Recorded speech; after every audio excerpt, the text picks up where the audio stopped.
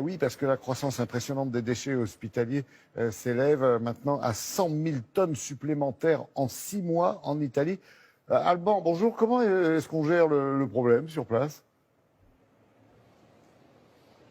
Mais c'est vrai que c'est un vrai problème parce que, imaginez, d'abord, c'est quoi ces déchets hospitaliers? Ce sont principalement, vous savez, les vêtements qu'utilisent les médecins, les infirmiers. Alors ce sont des blouses qui ne sont utilisées qu'une seule fois, des charlottes qu'on met sur la tête, des surchaussures.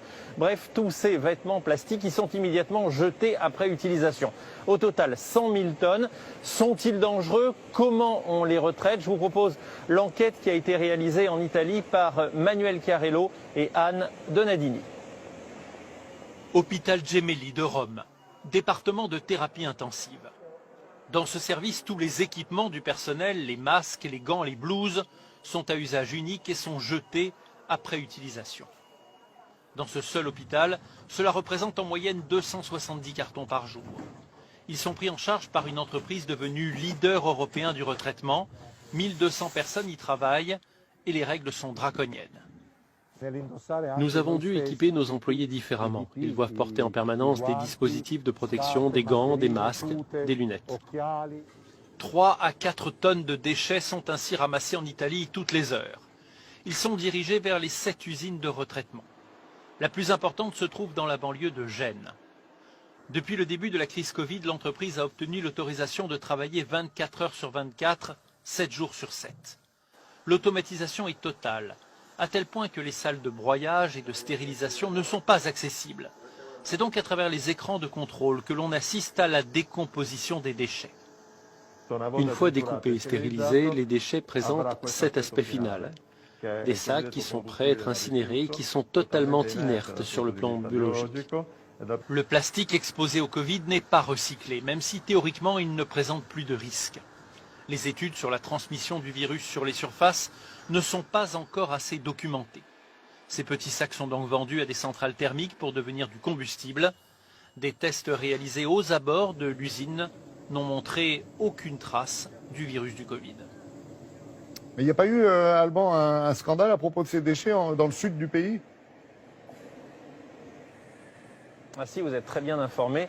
Effectivement, ça c'est ce qu'on a vu dans le reportage, c'est on va dire la version positive des choses, sont les choses lorsqu'elles sont bien traitées. Dans le sud du pays, eh bien la mafia a géré les déchets hospitaliers et elle a expédié vers la Tunisie un certain nombre de conteneurs. En Tunisie, ils sont arrivés, ils ont été enterrés un peu à la va-vite et des associations de riverains et des associations pour l'environnement en Tunisie se posent la question de savoir si le pays n'est pas devenu la poubelle du sud de l'Italie.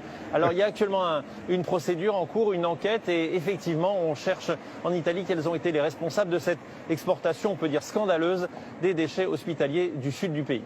Et puis Laurent, si on a 30 secondes, est-ce que je peux vous dire pourquoi je suis à Florence? Ben oui, on est étonné. C'est pas Alors voilà, que vous le demandez. je suis à Florence parce que avec Florence Crimon, nous allons faire un reportage parce qu'aujourd'hui, à Florence, ouvre la Galerie des Offices. Vous savez, c'est l'équivalent du musée du Louvre italien. Voilà, les Italiens veulent prendre le risque d'ouvrir un certain nombre de lieux de culture dans les villes où, on va dire, la situation épidémiologique n'est pas trop mauvaise.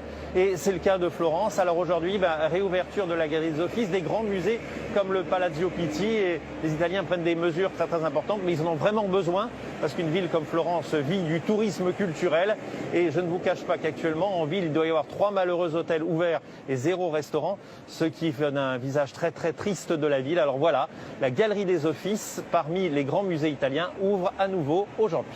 Tenez-nous au courant, ça peut...